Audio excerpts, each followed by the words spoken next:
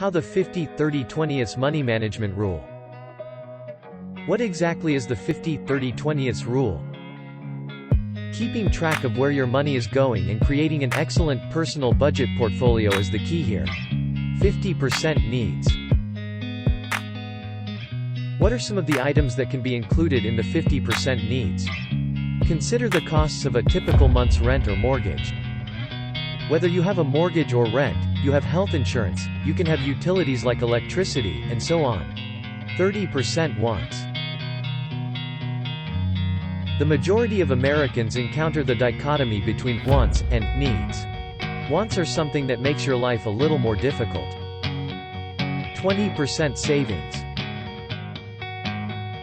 It's as if your desires may quickly morph into necessities, to the point where they're both overflowing and you're in debt month after month. Let's discuss how to save money. The final 20% of your income should be allocated to savings and debt repayment. So, let's discuss debt repayment. These are the debts that you should use that 20% to pay off. Then, if you want to save for retirement, this is one of the issues that, in my opinion, most Americans will face in 20 or 30 years, since many of them are just not focused on retirement savings.